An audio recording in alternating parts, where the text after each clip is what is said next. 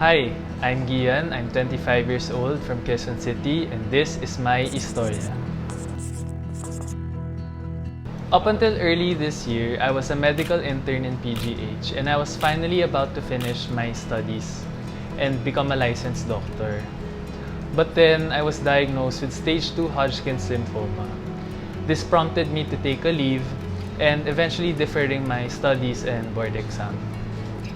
Every day since then wasn't easy. I was being overwhelmed with information regarding my cancer and my treatment, how although treatable, there's a chance that it can reoccur in the future, how the chemotherapy can have lifelong side effects on my body, how I would need several months of chemo followed by radiotherapy, and how I would need to take drugs every day just like the cancer patients that I was used to seeing before.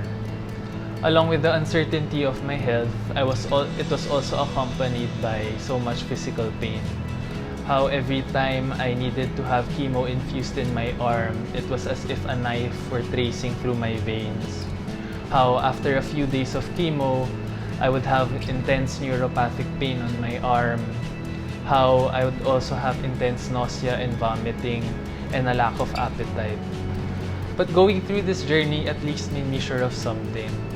I am surrounded by family and friends who have blessed me with an overwhelming amount of love and support. An immeasurable amount of love that it trumps cancer's gift of uncertainty and pain. The day before my first chemo, my brother had this idea of shaving my own head before cancer does it for me, as a sign of taking control of what I have left. But little did I know, while we were filming in the studio, my family was throwing a surprise party.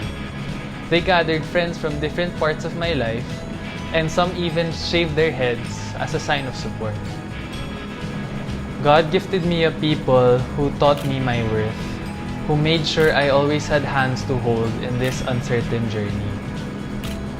I felt God's unwavering and unending love through these people, and that made me understand hope. Through these people, I realized that hope always brings joy.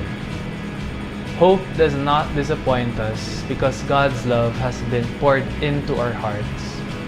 Hope is tangible because God's love is tangible.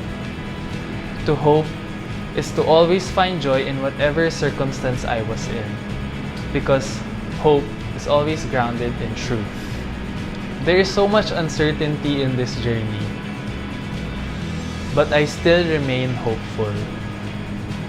And this is my Eastoria.